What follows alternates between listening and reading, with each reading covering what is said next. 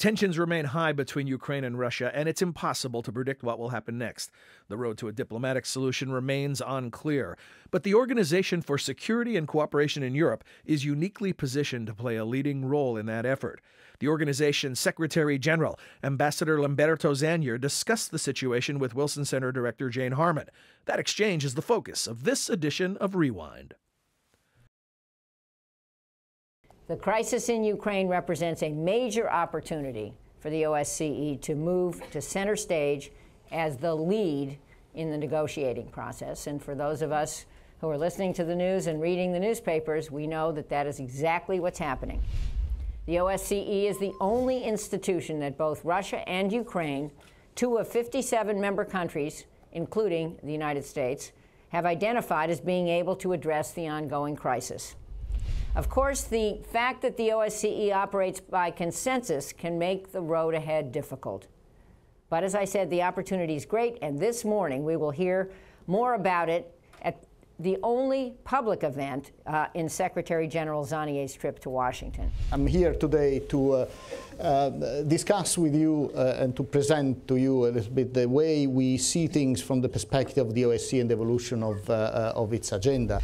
I still remember the beginning of the 90s. I was at the time serving in NATO, and we had the discussions both on the succession of the various successor countries of the Soviet Union to the Soviet Union itself, in terms of division of the Red Army, in a way. Ukraine took the lead at that time in pushing for a broad consultative process that should include all key stakeholders. We had, in NATO, we had a process of discussion with Russia and others.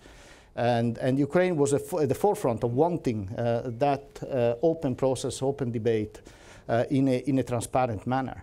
The next step was the discussion about the nuclear weapons and the denuclearization of Ukraine, where also NATO had to play a role mediating in a way between Russia and Ukraine to unblock a process and a discussion that was bilaterally very, very complicated. This is the challenges today. The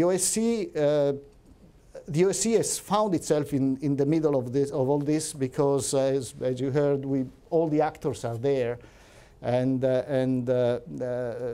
we found in the OSCE the space to do a number of things. In fact, multiple things. What we have on the ground is a civilian monitoring operation, important for a number of reasons. It inserts internationals on the ground in a balanced way, an operation that represents the large community in the OSCE, requested by the Ukrainians, so with Ukrainian ownership. People come to participate in these roundtables, which I know you said could be held in a number of locations around the country.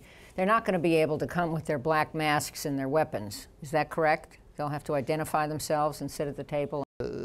I think we are seeing, different levels of players at this point. By the way, some of these masked men, we're not even sure who they are and where they're coming from.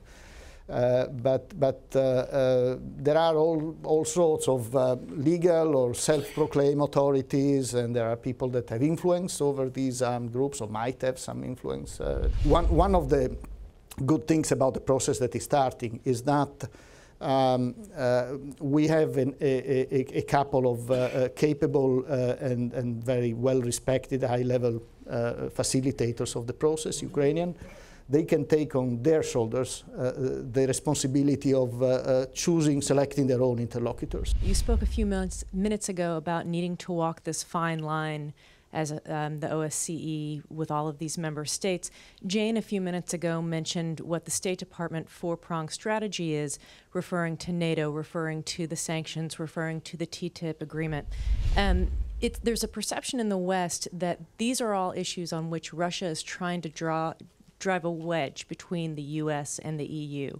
And in your role as this kind of arbiter on all sides, do you agree with that perception? And if so, why do you think Russia is doing this? I sensed that there is a different positioning, also in terms of the role of the EU itself, whether the EU should be more active on the ground, whether the EU should use more the OSCE as a tool for its own policies. I would say also that one of the things we see, and I see from my perspective, the Ukrainian policy by some European countries is driven mainly by Russia-related considerations. So the Russian policy is driving also their Ukrainian policy. And in my view, there is a risk there of missing some important elements in terms of strategy to address the Ukrainian issues. For more information, visit wilsoncenter.org. Click the Programs tab to find additional resources from the Wilson Center's Kennan Institute.